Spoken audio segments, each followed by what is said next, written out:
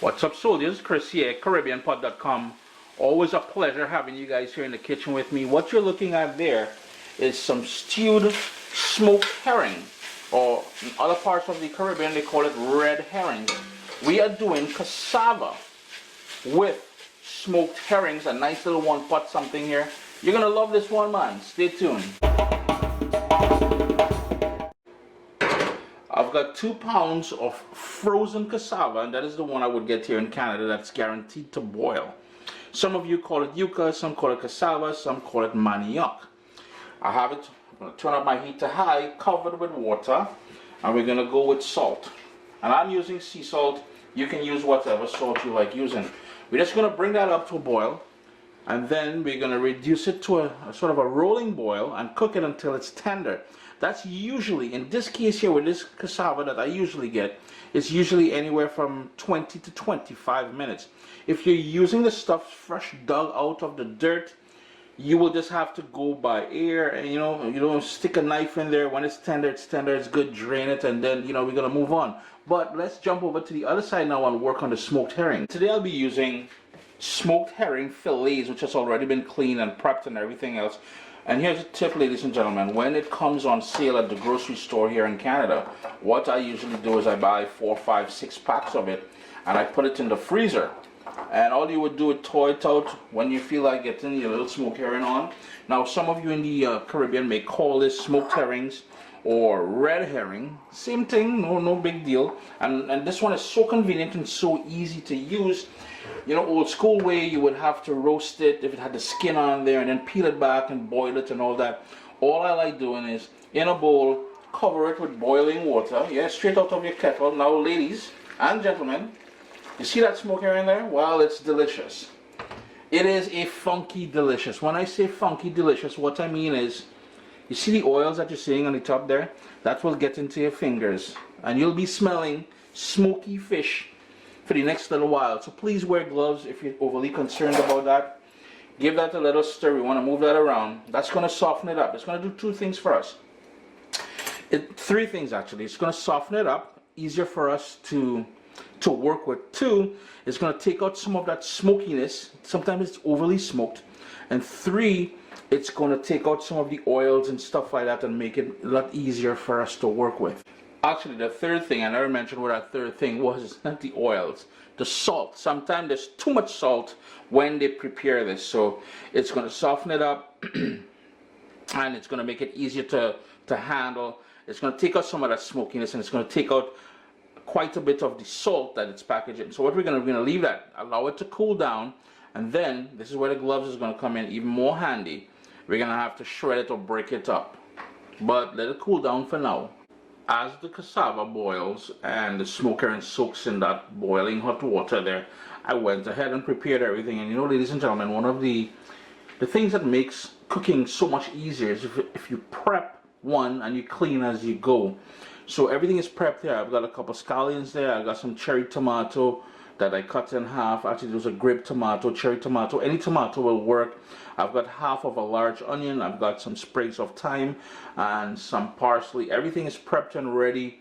We're just waiting for that cassava to be nice and tender, and then we'll jump on things. It's been going now for just under 25 minutes or so. Take a knife, and if you go through it, as I just did there, with no resistance whatsoever, see, there's no resistance. It's fully cooked. What we're going to do is drain it and allow it to cool down, because I don't know if you guys saw the other videos I've done. There's a woody center that we have to remove, a sort of a, we call it a rope. It's not really rope, but once it's cool, I'll be able to better show you guys. There it is in the center here. I don't know if you guys can see it, but drain it and allow it to cool, and let's work on the smoked herrings now. The water is cool to the touch. I don't know if you guys can see all the oil that's floating on the top here. We're just going to shake this up just a little bit. We're going to pour that out.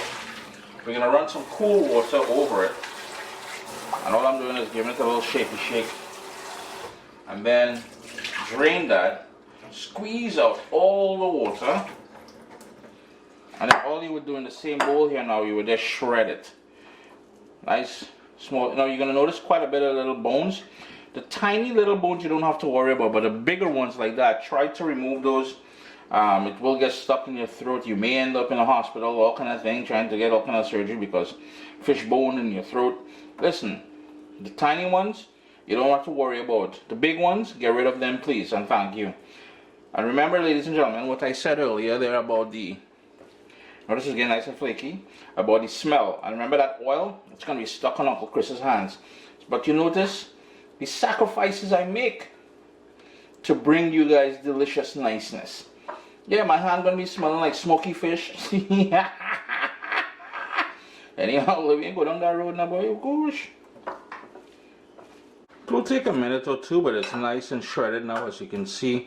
You still see some tiny little bones in there, but don't stress too much about that. It's the big ones you got to be concerned about. Most of that will just, it won't have an impact on anything, but the bigger ones like these, yeah, toss those out, yeah.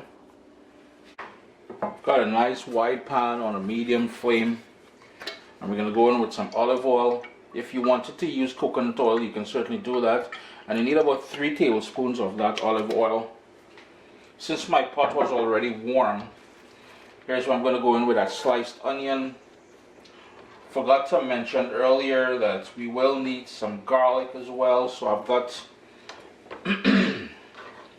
about 6 cloves of garlic, and I'm just going to smash with my knife. That's going to go in there. I'm going to turn my heat down to low because I don't want to burn anything, and we want to develop all that rich flavor. So heat down to low, and I'm going to keep adding the garlic to the pot. As the fun happens in the pot there, I'm going in with some fresh ground black pepper. Here's where I'm also going to add that thyme. We want to start pulling out all that flavor from the start here. And I've got about 4 slices of scotch bonnet pepper.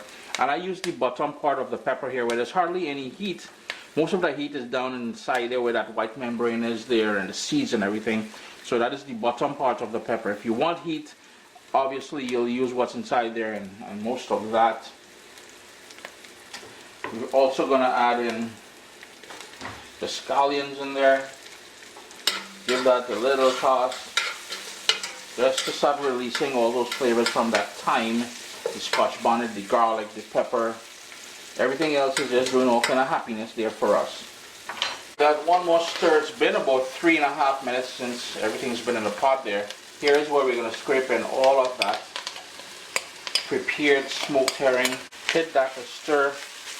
And this is why, one of the reasons why we started with so much oil. You know, some of you are thinking, well, Chris, 3 tablespoons of oil is a lot of oil. But that's going to bring back the moisture to everything. But remember, we still got to add that cassava to here. Give that another quick little stir here as I'm doing. And let that cook for 2 minutes. And then we're going to keep adding some more ingredients in there. I'm just tossing all of that in there. Always, your heat is still on low. I don't know if I mentioned that already. Just wanted to make sure we are not burning anything. Here's where we're going to go in with the tomato. And half of the parsley. Give that another mix there. And what we're going to do now, I'm quickly going to show you how to work with that cassava.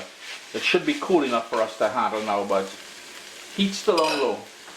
Basically, you will see this sort of stringy core in the center of the cassava. You will discard that, and all you want to do now is to cut this up into sort of bite-sized pieces. So again, you would break it in half, and this is woody. You don't really, there's no use for that. So just be mindful of the heat element here, because some of it may still be warm. But all I'm doing is tossing it in here already cut up, and going through to make sure we don't have that sort of ropey center, because you're trying to have your guests and them eat that. That is hard and ropey and woody and no. And it's very important that the stove is still on low. Ladies and gentlemen, I am drooling over here. I'm not going to lie. This thing here takes me back to being a kid on the island. Saturday or a Sunday morning, mommy would make this for myself, my brother and my dad, because my sisters, they were not huge fans of ground provisions. But you see, I ain't discriminating from yam to dashing to green banana to plantain to cassava to edos, everything and anything getting lashed. What we want to do now, heat still on low as I said, we want to allow that to cook for a few minutes on a very low heat, for that cassava to absorb all that niceness in there. Let's go in for the money shot.